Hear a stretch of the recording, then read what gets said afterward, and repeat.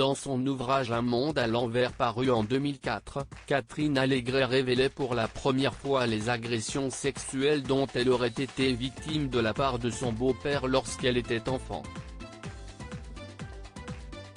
L'actrice y confiait avoir été abusée par Yves Montand, marié avec Simone Signoret, la mère de Catherine, de 1951 à 1985, à plusieurs reprises, notamment à 4 ou 5 ans alors qu'elle prenait sa douche. Il me lave partout. Il est penché sur moi, son visage tout près du mien, il me regarde, et son doigt me fouille. Et je ne dis rien. Je n'ai jamais rien dit. Jamais.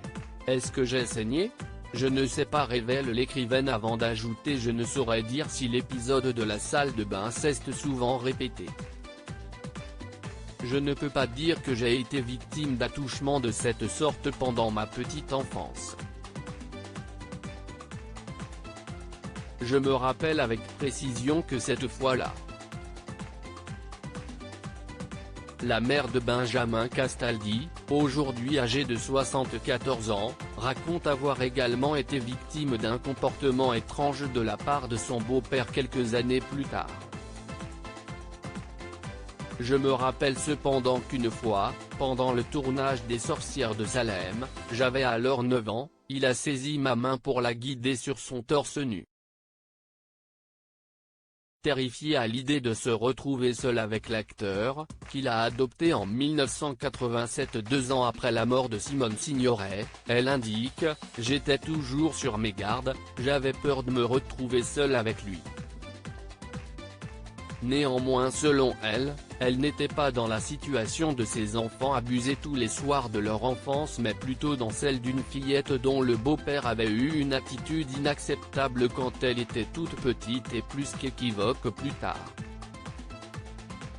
Une fois pourtant, la fille d'Yves Allégret parle d'un épisode qui aurait pu, selon ses propres mots, très mal tourner. Il m'avait appelé au premier étage de la Roulotte, notre logis de la place Dauphine, dans le 1er arrondissement de Paris. Brusquement, il s'est jeté sur moi, m'a renversé sur le lit, a passé la main sous la jupe de mon tailleur clair. Mais j'avais grandi, je me suis débattu, je me suis défendu. Je l'ai agrippé au visage, juste sous l'œil, et j'ai griffé. Le couvre-lit était ravagé.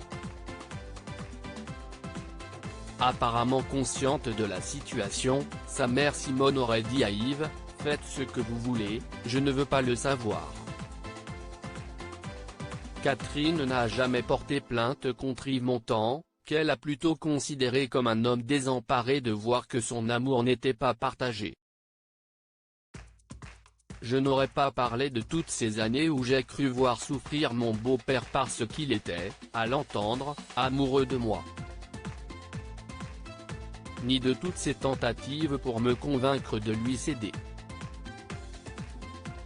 Catherine a finalement pu pardonner son beau-père avant sa mort en 1991.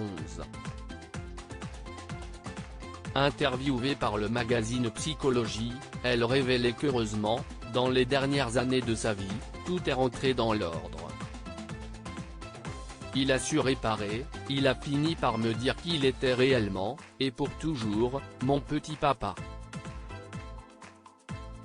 Ce fut un cadeau bouleversant, dévoilait-elle, la voix chargée d'émotion.